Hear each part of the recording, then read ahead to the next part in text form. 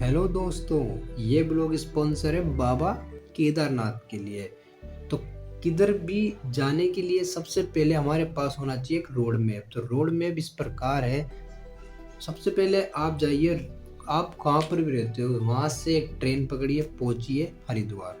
हरिद्वार फिर वहाँ से बस से जाना है सोनप्रयाग, सोनप्रयाग से जाना है गौरीकुंड, गौरीकुंड से 22 किलोमीटर का एक ट्रैक पैदल, जिसके बारे में आपने बहुत बार सुना होगा, उसको पार करके साक्षात जन्नत के दर्शन बाबा केदारनाथ आपके सामने होंगे। तो ये रहा छोटा सा रोड मैप। अब शुरू करते हैं हमारी एक छोटी सी जर्नी। प्लान बना लिया है, पैसे नहीं है, पैसे के लिए मुझे जाना पड़ेगा एटीएम के पास, और एटीएम है मेरी मम्मी। तो देखो एटीएम कितने धड़ाधड़ से नोट दूंगा। तो फटाफट से मम्मी से ले लेता हूँ गड्डी और निकल जाता हूँ। जाने से पहले मैं अपने बाल कटवा लेता हूँ अच्छे खासे। जो जो सामान आप ले जाना चाहोगे उसकी बढ़िया सी लिस्ट तैयार कर देता हूँ कि आपको कोई परेशानी नहीं आनी चाहिए। तो और खाने के लिए मैंने लिए हैं बहुत सारी चिप्स, नमकीन, गांठियाँ वगैरह जो भी। फिर बाद में हमारा दोस्त सुनील शेट्टी हमारे सामने, और ये हमें स्टेशन छोड़ के आ जाता है वापस। देखता हूँ ट्रेन तो बहुत लेट है, तो फिर तो जल्दी से मैं एक सेल्फी ले लेता हूँ जिससे पता चल जाएगा हम सब दोस्त आए हुए हैं। और रात में मुझे नींद आ नहीं रही थी, तो मैं सोचा क्या करूँ। अचानक से मेरे को आवाज़ आई कि भाई हम जो चीज़ लाए कोई खा तो नहीं रहा। तो मैं फटाफट से सबको देखता हूँ, ओ ये तो सो रहा है, वो सो रहा था। आवाज़ कहाँ से आ रही थी? मैंने कैमरा घुमाया, फटाफट से चिप्पस की तरह घुमाया, तो भाई सब चीज़ें रखी हुई थी। इसका मतलब कोई खा नहीं रहा, सब सो रहे। अब तो मुझे भी सोना पड़ेगा। देन मैं एक छोटी सी नैप लेने के बाद में हमारा स्टेशन आ जाता है Haridwar, according to my road map. आप सब सामान पैक करने में लग रहे हैं, टोपा संभाल रहे हैं, ये कर रहे हैं, वो कर रहे हैं। हम यहाँ पवन भाई बोल रहे हैं यार केदारनाथ में कितनी सर्दी पड़ रही होगी, यहाँ यहाँ मन सर्दी है। इस प्यारी स्माइल के साथ हम उतर जाते हैं हमारे प्यारे स्टेप फर्स्ट हरिद्वार पे। हरिद्वार उतरे, हमने देखा यहाँ तो सिस्टम बहुत अच्छा है। बहुत सारे यात्री दर्शन करने के लिए जाएंगे आएंगे, तो अपना बैठे हुए हैं। तो यहाँ से हमें बस मिलेगी 7 बजे।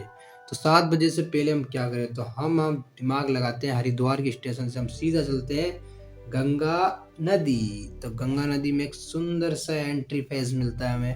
तो यहाँ पर बहुत सारे घाट बने हुए हैं, तो हम एक बढ़िया सा घाट चुनते हैं वहाँ पर जहाँ पर मुझे नहाना है। और नहाने के बाद में हम फिर चलते हैं हमारे सेकेंड स्टेप सोनप्रयाग की तरफ। तो अब मैं जगह ढूंढ ही रहा था कि हमें बढ़िया सी जगह मिल जाए, तभी मुझे एक बढ़िया सा घाट मिल जाता है, मैं वहाँ पहुँच जाता हूँ। तो ये रहा मैं, और मुझे देखते ही पवन भाई सब हंस रहे हैं कि ये क्या फ़ोन निकाल रहा है, फिर क्या कर रहा है। देन में चारों मेर पे देख रहा हूँ, नदी बहुत तेज जा रही है, हवा लग रही थी, सर्दी भी बहुत थी। बट घर वालों ने एक ही परमिशन से आने दिया है कि पानी को हाथ नहीं लगाएगा। पता नहीं उनको क्यों लगता है नदी नाले जितने बने हुए खाई वाई सब मेरे लिए बने हुए हैं, इसलिए मैंने भी देख लिया हाँ भाई नहीं लगाएंगे हाथ वाथ। पर अब इतनी दूर आए हैं, एक लंबा सफ़र है, डर तो मुझे भी लग रहा था, लेकिन मैंने सोचा यार अभी गंगा मैया सामने है तो कुछ तो करना ही पड़ेगा। तो जितने में मुझे एक दिखती है, एक छोटी सी लड़की को नहला रहे थे। अचानक से मेरे दिमाग में बहुत सारी बातें आई कि यार मुझे सर्दी लग रही है और ये बच्ची नहा रही है। तो मैं थोड़ा सा मोटिवेट हो गया, इससे मोटिवेट तो हो गया, पर दिमाग में ये भी था यार ये लड़की तो भी पैदा हुई है, इसमें कौन से पाप आ गए जो इसको नहला रहे थे। पता नहीं यार क्या, मतलब छोटी सी बच्ची में इतने कितने पाप है पता नहीं। फिर भी मेरे को थोड़ा मोटिवेट कर दिया, अच्छी बात है, मैं थोड़ा मोटिवेट हुआ। मैंने फ़ोन दिया विनोद भाई को और मैं चल पड़ा 2-3 पोलियो की 2 बूंद, गंगा की 2 बूंद लेने। तो गंगा की 2 बूंदें मैंने भरी अपने हाथों में, और फिर क्या था, फिर मैंने थोड़े छींटे देखकर अगली बार आऊँगा तो नहा धो के जाऊँगा, सुमन में बोला, और फिर निकल पड़ा अपने एक नए सफ़र के लिए। फाइनली सब कुछ नहा लिए थे, और जय बाबा की बोल के हमने एक बार फिर से हमारा नेक्स्ट लेवल स्टार्ट कर दिया। नेक्स्ट लेवल था हरिद्वार टू सोनप्रयाग। तो बस से हमारी 7 बजे बस पकड़ी हमने, जो भी आपको मिल जाएगी। 7 बजे सोनप्रयाग से निकल गए। अब भाई साहब यहाँ से निकलने के बाद में मुझे डर तो नहीं लग रहा था, डर तो लग रहा था वैसे, ऐसी बात नहीं है। मेन क्या बस में मेरे को उल्टियाँ वगैरह होती है, तो फिर आफ्टर 3 घंटे लगातार चलने के बाद में मेरा मन हो गया था। फिर मैंने पी शिकंजी। शिकंजी वहाँ मतलब आधे रास्ते में घाट बस रोक ली थी, तो शिकंजी पीने के बाद में थोड़ा सा अच्छा फील करा मैं। फिर थोड़ा सा मैं चेहरे को नवाजा मैंने। जहाँ तक मैं गंगा में छींटे दे के आया हूँ भाई साहब, जब से चेहरा चमकने लग गया मेरा। देन फिर मैं भी सोचा वापस बस में बैठना पड़ेगा, तो ये लो वापस आ गया बस में।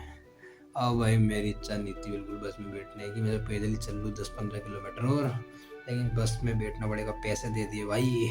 और ये चमचमाता सा सीन दिखता है मुझे, दूध की नदी लगती है भाई दूर से, तो पूछे मत तो भाई साहब, मतलब मतलब पूछे मत तो आप।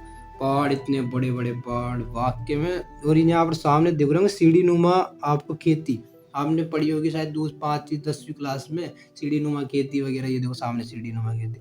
और सबसे डरने की बात तो ये जो लग रहे हैं ना बढ़िया डराते हैं, आगे क्षतिग्रस्त एरिया है, कृपया ध्यान से चलाए। हम तो बेटे हैं, बस वालों को बोल के आओ ये बात कि कैसे चलाना। क्या भाई बस वाला क्या भगा रहा था गाड़ी जू जू कर करके, पूरी हालत खराब कर दी। और गोल गोल गोल गोल घूमते घूमते इतनी ऊपर जाना पड़ता है, बहुत ज़्यादा भाई। फट रही थी दोनों तरफ से, खाई हर जगह लिखा हमारा था आगे क्षतिग्रस्त एरिया है, ध्यान से चलाए। तो आफ्टर 3 घंटे बाद, 6 घंटे बाद में हम पहुंच चुके हैं सेकंड लेवल क्रॉस करने के बाद में। फाइनली कहाँ पहुंच गए कोई बताएगा? सोनप्रयाग। सोनप्रयाग में जहाँ मैंने बोला था कि आधार कार्ड कंपलसरी, तो आधार कार्ड लेकर यहाँ पर आपको चेक कराना पड़ेगा। आधार कार्ड नहीं लाओगे तो आप फ़ोन में होगा कैसे भी होगा सब चल जाएगा। तो मैं यहाँ सोनप्रयाग से कोरीकुंड के लिए बसें मिल जाएगी आपको, पर हम तो 2-3 किलोमीटर था, तो हमने सोचा पैदल चलते हैं, तो हम पैदल चल लिए चिप्स खा के। तो फिर तो वहाँ पर सोनप्रयाग में आपको आधार कार्ड लेके एक स्टिकर दे देंगे, इस पर एक बार कोड होगा। बार कोड मतलब ये होता है कि पर डे में इतने जन ऊपर जाएंगे बाबा के दर्शन करने, उसके आगे फिर वो देते नहीं है, तो उसे स्कैन करके एंट्री आएगी। तो बिना फाइनली हम गौरीकुंड पहुंचे।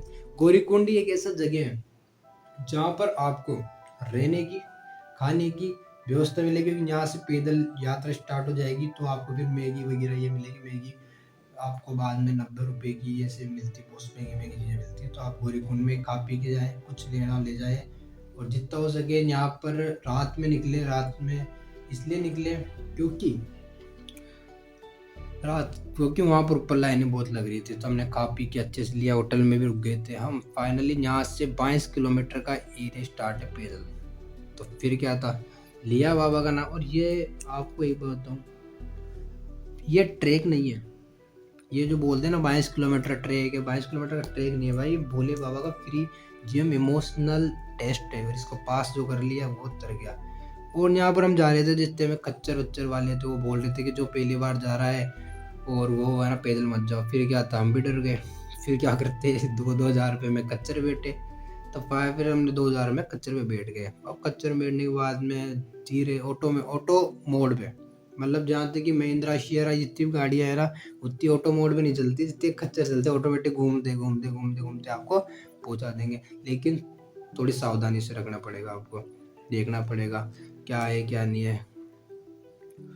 और हम यहाँ पर थोड़ा सा मोड़ आगे आते हैं, जहाँ जहाँ आपको सफ़ेद पर्वत दिखने स्टार्ट हो जाए, तो समझ लेना बाबा के पास में आप बहुत पहुँचते जा रहे हो, पहुँचते जा रहे हो, पहुँचते जा रहे हो। और ये हमारी मंडली, कैमरा ओपन, और ये बाबा का प्रसाद लिया। और फिर चल पड़े हम एक अपने कदमों पे। और बाबा का प्रसाद एक थैला मिलता है, उस पे बाबा जी की फ़ोटो रहती है ये। फिर हम देखो, और फिर एक ही गाना याद आता है इस वीडियो बनाते हुए, कौन सा, जलगार का दूसरा वरदान, कौन बताओ? पकड़ो मेरा हाथ, कूदो तुम ऊंचाई से, जाओगे नीचे नहीं और भी ऊंचाई पे।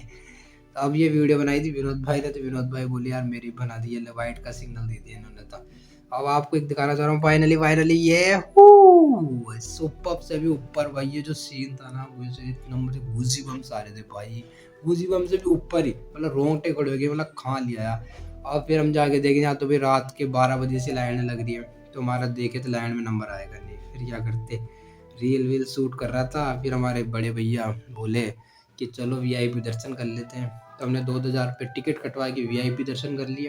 वीआईपी दर्शन करने के बाद वहाँ अंदर गए, बाहर आते ही मतलब किधर से खो सा गया हूँ, ये मान लो। खो गया तो भाई सच में वहां से जाने की इच्छा नहीं कर रही थी, बिल्कुल भी जाने की इच्छा नहीं कर रही थी वहां से। और मंदिर के जस्ट पीछे की साइड में आदि शंकराचार्य की समाधि है, जिसका भी आप व्यू देख सकते हो। यहाँ भी एक थोड़ा सा अच्छा फील हुआ। उसके बाद में तो फिर बाबा भैरवनाथ का मंदिर था ही ऊपर, 7-8 किलोमीटर ऊपर चढ़ के।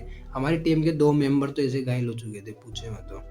और बाकी हम जो 3 थे, हम हिम्मत करके ऊपर गए, बाबा का ध्यान दिया। ये फिर बाद में क्या था, एक ही था यहाँ पर चीज़ जो आपको मैं बता दूँ, नेटवर्क जीरो, ऑक्सीजन लो, पर भोले का सिग्नल फुल शो। हा हा हा। ये था रेतिस कुंड। रेतिस कुंड होता है, आपने रील वील में देखा होगा, जोर से चिल्लाओगे बुलबुले फूटेंगे। यहाँ बोलते हैं कि शिव जी ने यहाँ पर सब वो तपस्या करते थे।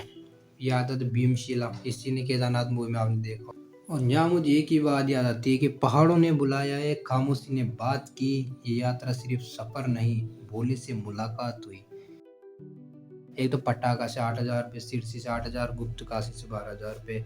मतलब ये जगह जहाँ से हेलीकॉप्टर की सुविधा दे रखी है। बाकी एक छोटा सा ड्रीम था, वो हमारा बहुत पूरा हो गया। सोचा नहीं था, हम प्लान किधर का बना रहे थे, जा किधर गए, और ये 90 रुपये की महंगी बारी पड़ गई भाई, बारी पड़ गई।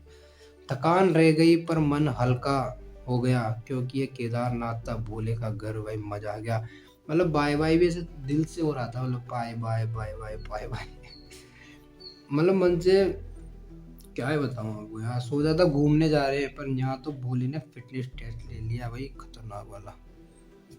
फिर बाद में वहाँ से थोड़ा सा मन ऐसे सेम गया सा, मन नहीं लग रहा था किधर भी। फिर बाद में हम सोचे चलते हैं, तो फिर हम सोचे ऋषिकेश होके हुए जाएंगे, उधर घूमते हुए जाएंगे।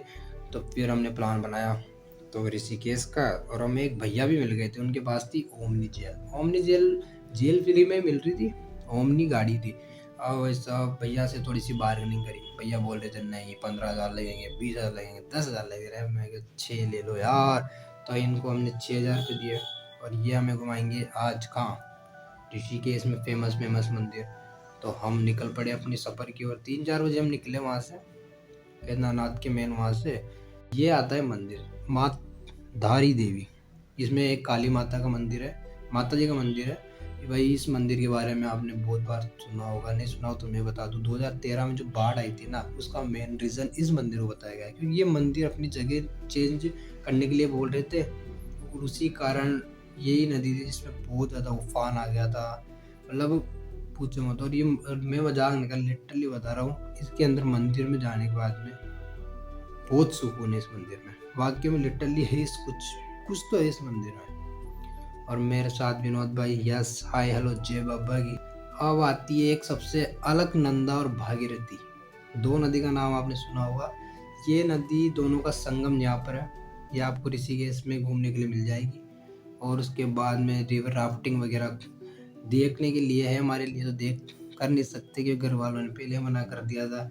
जाना है तो जाओ, लेकिन कुछ करके मत आना। उसके बाद में हम पहुंच जाते हैं नीलकंठ महादेव।